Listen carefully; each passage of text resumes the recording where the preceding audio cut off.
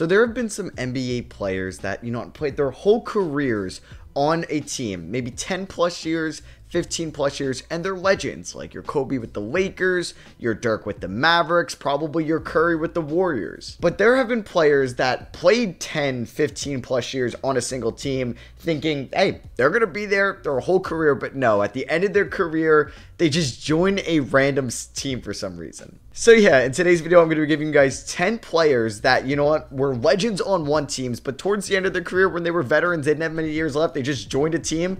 It was kind of random. And maybe you didn't know that these players played on this team, or maybe you just forgot how they did. And let me know any players that I missed down below that just were on random teams at the end of their careers. Oh yeah, drop a like if you guys enjoy these style of videos. So the first one is Tony Parker, who ended his career on the Charlotte Hornets of all teams. Parker played 17 years in San Antonio and was one of their best point guards in NBA history. He was on that Spurs dynasty teams with Tim Duncan, with Manu Ginobili. He was even there in 2014 when they won it all, when Kawhi Leonard was your finals MVP. And it was just so random when he joined the Charlotte Hornets of all teams. Yeah, they still had Kemba Walker at the time, but this was just weird. He signed in the 2018 offseason, played there for just 1 year. Why didn't you either retire or just play in San Antonio? Maybe there is a reason why he joined Charlotte, but it's still random to look at his jersey with him in Charlotte. He averaged 9 points there. He averaged just under 4 assists. He played 18 minutes a night in 56 games. And you know what? He would have a 19-point average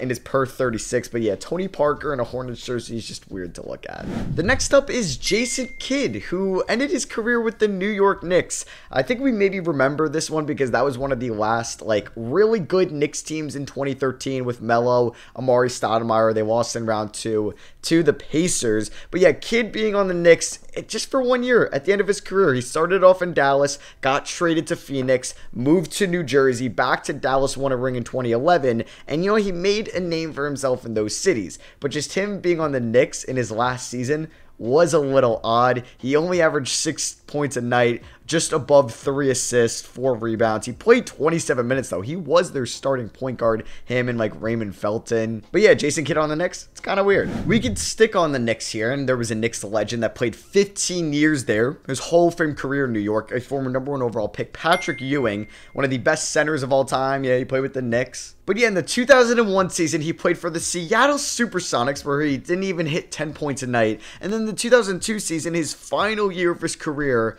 he played 65 games for the Orlando Magic, where he averaged 14 minutes a night.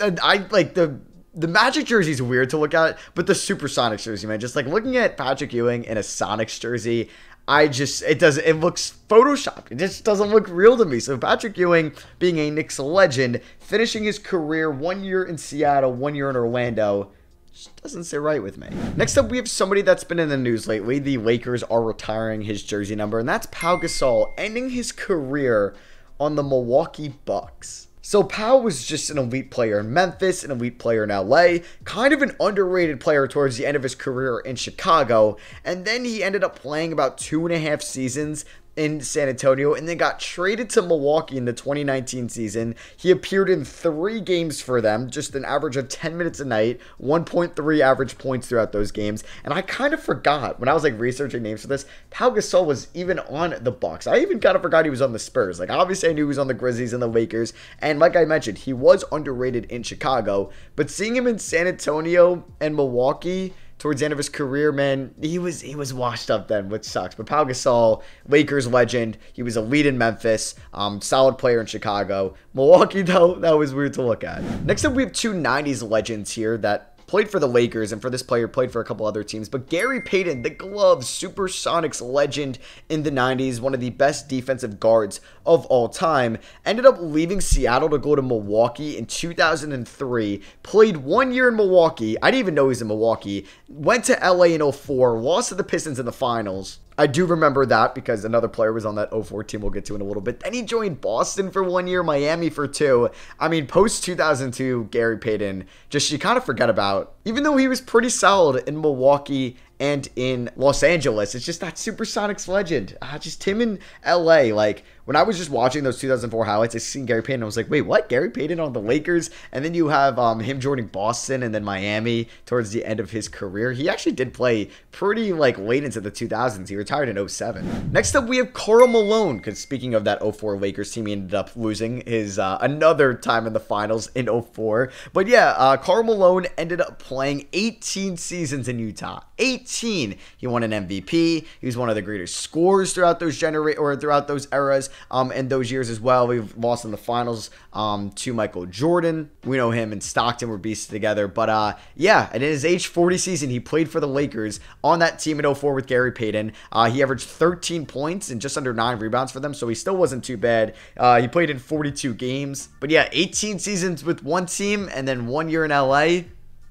It's a little weird. Next up, we have Hakeem Olajuwon, who played 17 seasons in Houston, is one of the most dominant big men of all time, a top 20 player ever. But then he finished off his career in a different country. Yeah, he played for the Raptors in 2002, where he averaged 7 points, 6 rebounds, played in 61 games, played 22 minutes a night. Honestly, I feel like when I saw him in the Raptors jersey, it was like the first time I ever saw that. Scottie Pippen was an absolute Bulls legend. He started his career there. He ended his career there, but kind of in the middle there. Once Jordan left, he joined Houston for 1 year, and then he joined Portland for 4 years. Scottie Pippen was still a solid player on those two teams, not what he was in Chicago, but I remember him being on Portland. That Houston one caught me by surprise, though. I don't think I would have knew that completely if I didn't watch The Last Dance. Next up, we have Paul Pierce, who was a Celtics legend, helped them win a title in 08, but he joined around a couple teams once he left, so he ended up getting traded to Brooklyn, only playing 1 year in Brooklyn. I don't know why I remember it. I thought it was more years, but he only played the 2014 season there.